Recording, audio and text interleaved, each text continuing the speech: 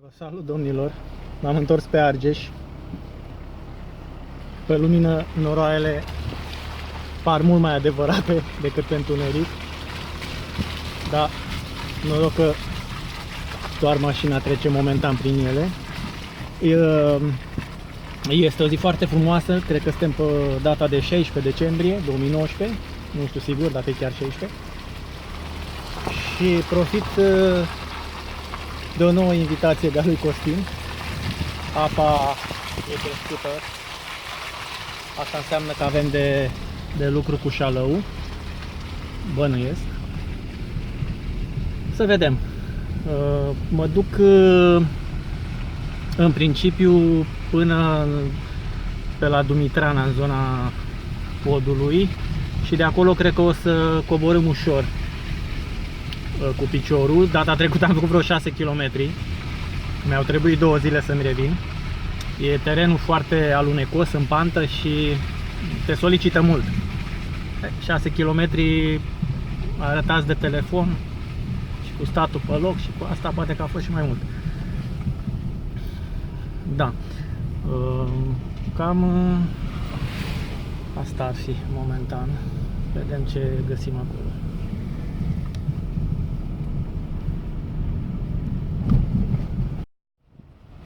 Sunt în zona podului de tuburi de la Dărăști. Apa e crescută. Să vă arăt imediat. Dar arată destul de bine, ca și cu colorit. Pare destul de limpede. Ar fi ceva speranțe. Bine că speranțe avem în fiecare zi. Nu e problemă. Podul e cam denivelat de la camioanele de mare tonaj, de la balastiere. Bine, dacă e să vorbim drept, tot domnii ăștia cu balastierele și întrețin. Încă o piatră, pe la scut pe undeva. Pe aici avem o baie de ulei, am impresia, pe jos. A fost un băiețaș mai înaintea mea. Așa pare a fi ulei. În sfârșit, se mai întâmplă. Aici este puțin gunoi. Nu e mult. Foarte urât arată. Mizerabil. Și crește de la zi la zi. Îmi pare rău că trebuie să filmez așa ceva, dar face parte din cotidian. Există. Ok. Plecăm mai departe să ne vedem de treabă. Am ajuns în zona Dalelor de la Dărăști. O zonă în care vedeți din jos de pietrele astea mari care se văd, de curentul ăla.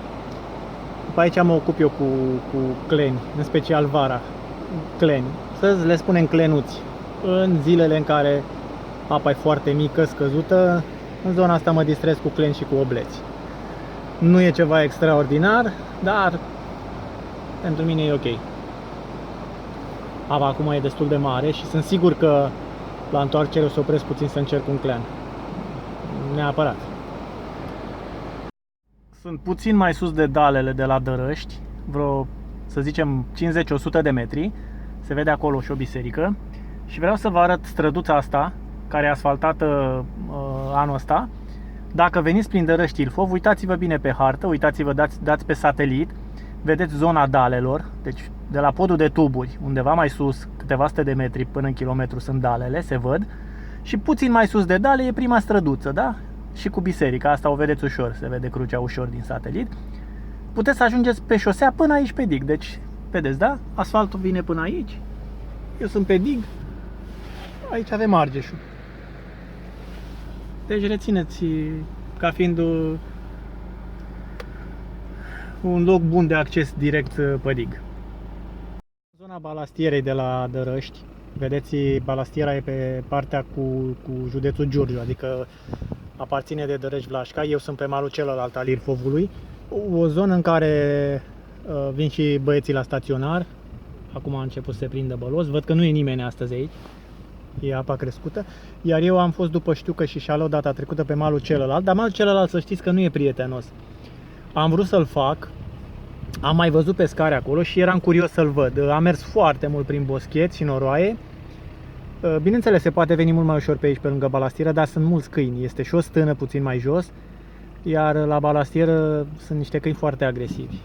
Nu era problemă, nu mi-ar fi fost frică neapărat de ei, dar nici n-aș fi vrut să iau la alergat și la asta să-i deranjăm cu băieții de la balastieră, că își fac și ei treaba cu bietele animale, în definitiv.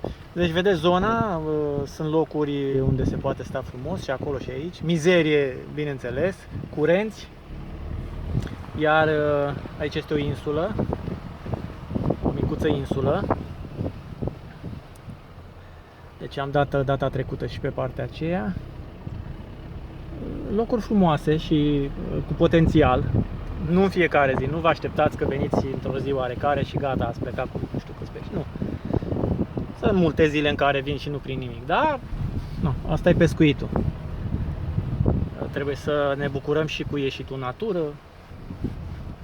Faci 5-6 km pe jos, eu zic că e deja un câștig. Un aer cât de cât mai proaspăt, mai curat. Cred că apa este în creștere, că văd gunoaie. În continuare nu e niciun pescar aici.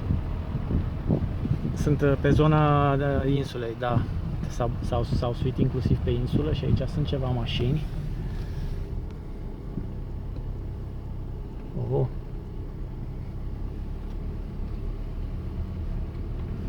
Se pare că a început pescuitul staționar.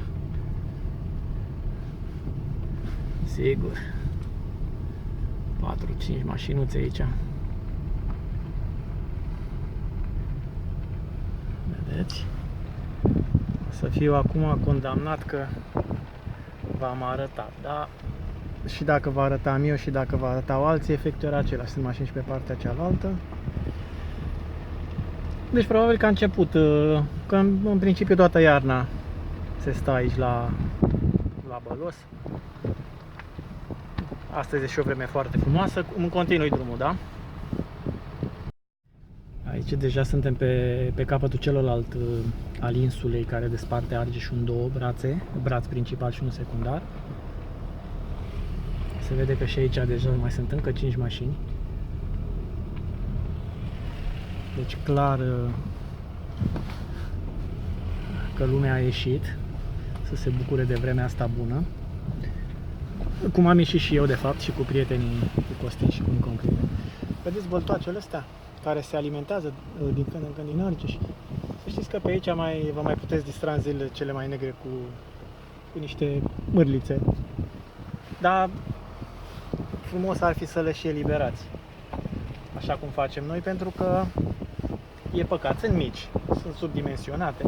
Să știți că acum la ultima filmare am văzut și icre, știu că e păcat. E păcat și să o prindem, nu numai să o reținem. Părerea mea. Chestia e că dacă dau la șalău, invariabil pot să prind și știucă.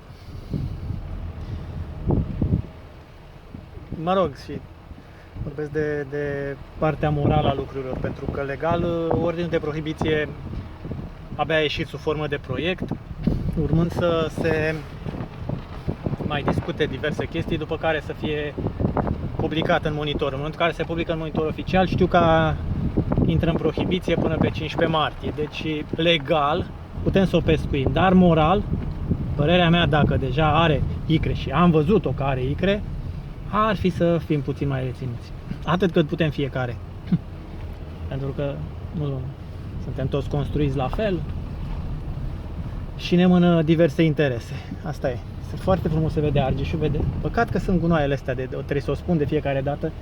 Am să vin într-o zi să filmez numai gunoaie, ca să vă arăt dimensiunea, dar e bine că de sus de aici nu vedeai albia râului decât iarna. Primăvara deja, când începe frunza, nu mai vezi. Acum aveți niște locuri noi, curenți noi, depinde ce cauți. Foarte frumos. Aproape că m-am săturat privind și filmând. Nu știu dacă mai e nevoie să pescuiesc. Dar mă duc totuși să nu-i las pe băieții singuri. Știți ce zic?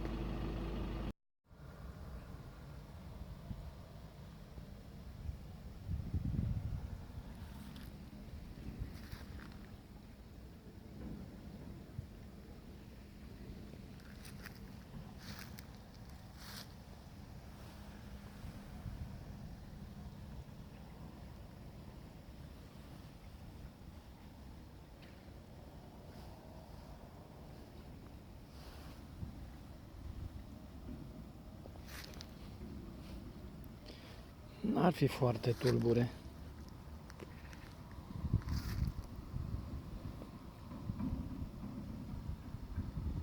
Și arată destul de bine. Mare. Față de acum 2 zile. Curenți în mal, tot ce vrei. Și apă liniștită.